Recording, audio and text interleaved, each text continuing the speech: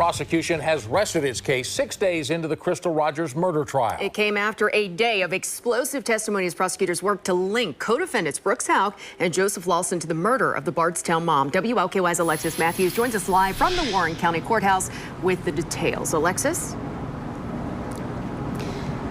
Jennifer, Rick, good evening. As we know, with no body, this murder trial is full of circumstantial and scientific evidence. And that was the defense's argument today in their motion for acquittal for Houck and Lawson, which the judge denied. And Judge Charles Sims' reason for that ruling is that jurors heard testimony that a dog detected the scent of human remains near the trunk of a car belonging to Houck's grandmother that was spotted on Houck family farm the night Rogers disappeared. The joint murder trial for Bardstown mother Crystal Rogers heating up Tuesday with new witnesses, new claims against the defendants, and prosecutors resting their case. For a second day in a row, the white Buick belonging to Anna Whiteside, Brooks Houck's grandmother, was the focus. A K-9 handler testified that in 2016, his trained dog detected a scent of human remains near the trunk. This after jurors learned hair similar to Rogers's was found there. The mom of five's phone activity on July 3, 2015 was also told to jurors. It showed she played games and was on Facebook most of the night until her phone was manually shut off at 11:57.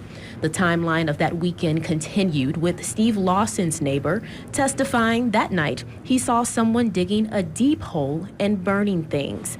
But the most explosive testimony of the day was a conversation Steve Lawson's ex-wife claims she overheard in 2019, years after Rogers vanished. Rebecca Greer recalled Joseph Lawson talking to her daughter about moving a car, $50,000, and it don't need to be brought up.